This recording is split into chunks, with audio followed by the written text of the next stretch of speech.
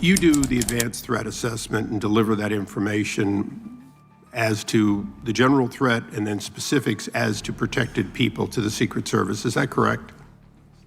Well, sort of. The Secret Service does a threat assessment, but they're doing that based on intelligence that they receive from a number of sources, including, of course, the FBI. So we share, whenever we have threat information related to a particular individual or protectee, then we share it with the Secret Service at a number of levels. So you're a participant, but ultimately the responsibility for threat assessment as to these individuals belongs to the Secret Service. Well, again, the threat assessment for the individual belongs to the Secret Service, but we are an important part of that because we share threat information, if we have any. They get threat information from a variety of sources. So, and you get them from that same variety of sources. They've got no sources that are excluded from the FBI, do they? Well, I don't know. I'm not aware of any that are excluded from the FBI, but they may receive information that comes directly to them that didn't come to us. Sure. Okay. Director, do you believe that former President Trump was a high-risk threat under your assessment? Well, I believe that former President Trump, really, frankly, like any president or former president, is a very high-profile figure and attracts a lot of, unfortunately, the kind of threats we've been talking about. It's fair to say, not on a scale of 1 to 1,000,000 with little nuances, but on a scale of 1 to 10, President Trump's risk was very similar to a current president, very similar to, because he was the presumptive nominee and leading in the polls and so on, that he was a high risk by any standard. Is that correct? Certainly, there's a reason why he has so much protection around him. Okay, Robert F. Kennedy Jr., the son of assassinated senator and the nephew of an assassinated president, would you say he was also, as a presidential candidate, at significant risk? Well, again, I think any presidential candidate raises some level of risk. It might vary from candidate to candidate. But it's clearly a risk. Okay.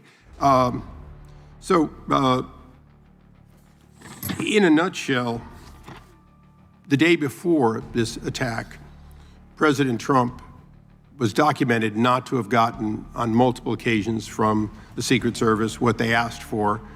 The day after, it looks like they're getting more. The day before, RFK had been denied by the president multiple times, Secret Service protection.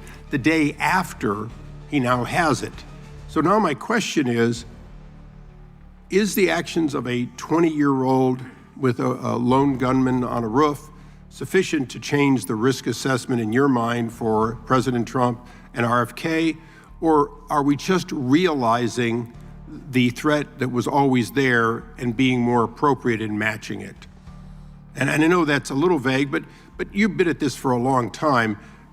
Hindsight is 20/20. Now that we have hindsight, is it fair to say that giving Robert F. Kennedy Jr. security, upping the security, including drones, overhead support for the president, former president, these are all things that in hindsight should have been done the day before?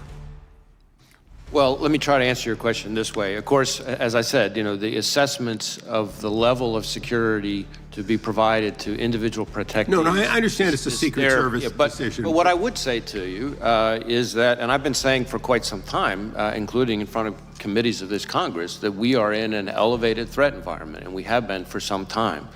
And that comes from a variety of quarters. It is, quite frankly, a dangerous time to be a prominent public official. And in regards to that, the other side has spent a lot of time talking about what people on the right have said. But there was an attempted assassination on a Supreme Court justice.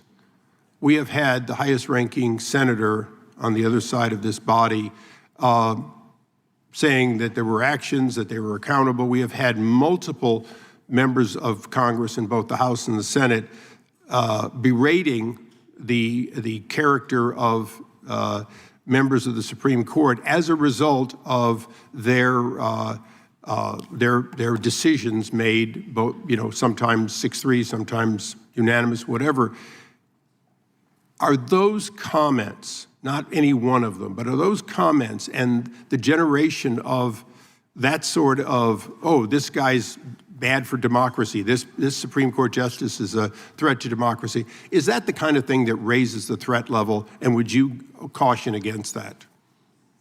Well, I do believe that we've seen an increase in threats of violence, which again, that's the FBI's lane, not rhetoric, no matter how despicable or heated it is, but violence and threats of violence. We have seen an uptick in threats towards judges, among other prominent public officials, including, as you say, a case that we helped investigate involving a threat to a sitting Supreme Court justice. An attempt. An attempt. Yeah, thank correct. you. Right. I think it's a reflection of a broader phenomenon that we are seeing in this country, where people, again, very passionate, I respect that, very angry, I respect that, but there's a right way and a wrong way to express yourself when you're angry. Thanks for watching Fair and Square Files, everybody. If you haven't already, if you could hit that big red subscribe button, amazing. We also have our membership page, which is a fantastic way of helping our channel grow. The link is just above. Well, thank you so much, everybody. Have a great day.